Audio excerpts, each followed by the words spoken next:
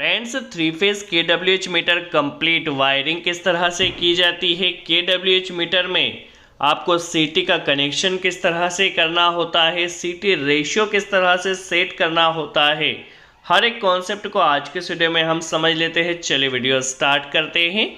देखिए दोस्तों, हमारे पास एक कंजर्व कंपनी का DM5240 मॉडल का एक थ्री फेज KWH मीटर है। आपके पास किसी भी कंपनी का किसी भी मॉडल का KWH मीटर हो, कनेक्शन सेम रहेगा। देखिए, क्योंकि हमारे पास ये जो KWH मीटर ये डायरेक्ट मीटर है। देखिए, ये जो मीटर है 400/5 का मीटर है, तो इस पर जो CT सेट की जाएगी, देखिए जो हमारे पास CT ये भी 400/5 की ही होना चाहिए।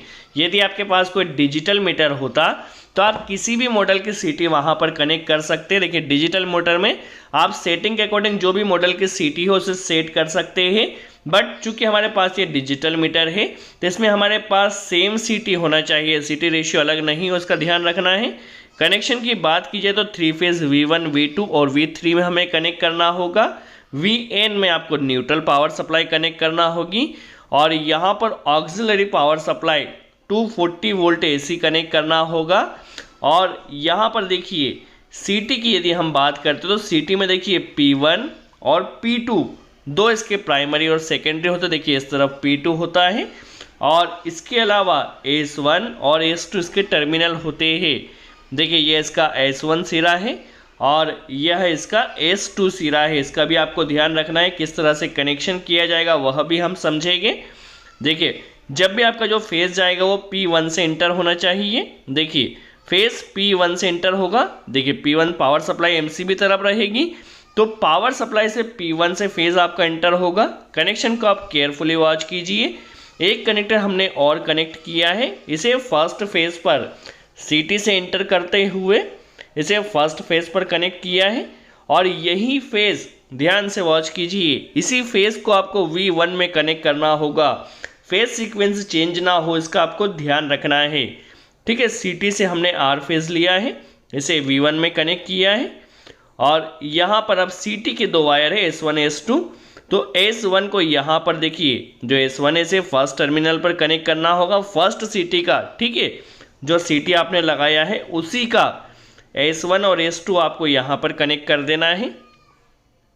ठीक है, देखिए हमारे पास CT के भी दोनों वायर लग चुके हैं, प्लस V1 में वही फेज को हमने कनेक्ट किया है। अब सेकंड CT में देखिए Y फेज की ये CT है। ठीक है, तो यहाँ से ये फेज जाएगा और यही फेज को लेना है। ठीक है, फेज चेंज ना हो इसका ध्यान रखना है।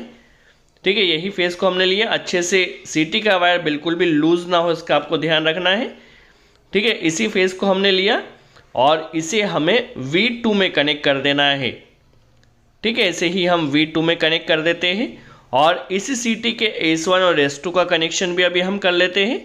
ठीक है, S1 और S2 आएगा तो S1 को जो रेड वायर है उसे आपको जो A2 टर्मिनल है सेकंड फेज की CT का यहाँ पर कनेक्ट कर देना है। ठीक है, यहाँ पर ये कनेक्ट हो चुका है। अब S2 वायर को भी हम कनेक्ट कर लेते हैं। दोस्तों, हमारे पास ये जो एनर्जी मीटर है डायरेक्ट मीटर है, इसमें आप CT का रेशियो अलग से सेट नहीं कर सकते, इसीलिए हमने सेम मॉडल के CT इसमें कनेक्ट करना होगी आपको। ठीक है, अब थर्ड फेज की CT लेते हैं। ठीक है, थर्ड फेज की CT लिया है, इसमें भी एक वायर हम कनेक्ट कर लेते हैं। ठीक है, एक कनेक्टर हमने कनेक्ट कर लिया है। अब यहीं से एक कनेक्टर को लिया, देखिए B फेज की CT का कनेक्शन भी हो चुका है। यहाँ से V3 में यहाँ इसे कनेक्ट कर देना है। ठीक है, देखिए जिस फेज में आपने कनेक्ट किया, जिस फेज की CT उसे V1, V2, V3 के अकॉर्डिंग आपको कनेक्शन करना होगा और इसी CT का देखिए इसी CT का S1 यहाँ पर कनेक्ट कर देना है A3 में। ठीक है, S1 में कनेक्ट किया है और जो S2 है इसे S2 में कनेक्ट कर देना है। ठीक है, CT का कनेक्शन हो चुका है, थ्री फेज का कनेक्शन हमारा V1, V2, V3 में हो चुका है। अभी ऑक्सिलरी पावर सप्लाई न्यूट्रल हमें कनेक्ट करना होगा, तो न्यूट्रल हम यहीं से कनेक्ट कर लेते हैं। ठीक है, न्यूट्रल यहाँ से लिया और यहाँ पर इसे एक कनेक्टर हमें लेना है, VN में भी न्यूट्रल देना है, प्लस एक ऑक्सिलरी पावर सप्लाई 220 हमें देना है। तो ऑक्सिलरी पावर सप्लाई के लिए भी न्यूट्रल हमें कनेक्ट करना होगा। तो देखिए मेन न्यूट्रल यहाँ पर आ जाएगा और एक कनेक्टर हमने लिया है यहीं से ऑक्सिलरी पावर सप्लाई में भी न्यूट्रल आ जाएगा। तो ऑक्सिलरी पावर सप्लाई में न्यूट्रल हम कनेक्ट कर देते हैं। ठीक है, हमारा 3 फेज और एक न्यूट्रल का कनेक्शन हो चुका। 3 फेज 4 वायर यह मीटर है। ठीक है, 4 वायर मतलब एक न्यूट्रल हमने कनेक्ट किया है। अभी हमें यहाँ पर एक फेज कनेक्ट करना होगा। तो फेज आप चाहे तो MCB से भी ले सकते हैं या V1 V2 V3 में ऑलरेडी आपका फेज आया हुआ है, वहाँ से भी आप कनेक्ट कर सकते हैं। तो ऑक्सिलरी पावर सप्लाई का लाइन अभी हमें यहाँ पर कनेक्ट कर देना है। देखिए हमारा एनर्जी मीटर का कनेक्शन हो चुका है। 3 फेज और एक न्यूट्रल हमने कनेक्ट किया है, ऑक्सिलरी पावर सप्लाई कनेक्ट किया है और यहाँ पर तीनों CT के S1 S2 S1 S2 S1 S2 connection कर लिया है।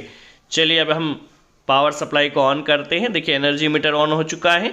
यहाँ पर जो रीडिंग आएगी वो रीडिंग आना स्टार्ट हो चुकी है। यहाँ पर लोड के लिए हमने एक 3 फेज मोटर को कनेक्ट किया। आपका जो भी लोड हो उसके अकॉर्डिंग आपकी एनर्जी मीटर की यूनिट्स बनेगी। सो आई होप आपको यहाँ कॉन्सेप्ट क्लियर हुआ हो 3 फेज एनर्जी मीटर का कनेक्शन किस तरह से किया जाता है।